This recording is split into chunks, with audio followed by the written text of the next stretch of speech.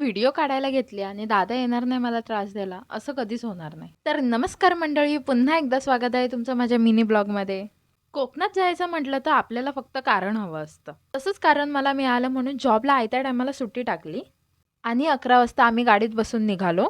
झोपा काढत मजामस्ती करत आम्ही सकाळच्या 4 वाजता पोहोचलो कोकणात, म्हणजे माझ्या गावी रायगडला. थोडा वेळ आराम केला. 4 वाजता पोहोचली होती म्हणून डोळे काय उघडायला मागत नव्हते.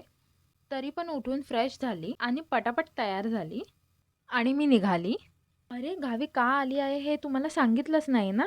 तर सालाबादप्रमाणे याही वर्षी आमच्या गावी ग्रामदैवत श्री कालभैरव जयंती उत्सव सोहळा साजरा करण्यात येत आहे. म्हणूनच मी गावी आली आहे. आता मी पोहोचली आहे मंदिराच्या पायथ्याशी. थोडंसं चालून वर गेली आणि पोहोचली मंदिरात. खूप सुंदर मंदिराची सजावट केली आहे. मी आत गेली तेव्हा कालभैरवांचा अभिषेक चालू होता. देवाचं नाव घेत पूजा होत होती. अभिषेक संपन्न झाला. मग आरती केली आणि जेवून आली मी घरी. संध्याकाळी गेली तेव्हा हरिपाठ चालू झाला होता.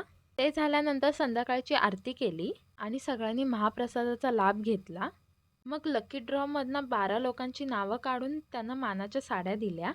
मग कीर्तन चालू झालं आणि मंदिरात माळजप चालूच होता. हे सगळेजण काळभैरवांच्या जन्मासाठी 101 दिव्यांची तयारी करत होते आणि या 101 दिव्यांनी मंदिर सजवलं. 12:45ला श्री कालभैरवांचा जन्म झाला.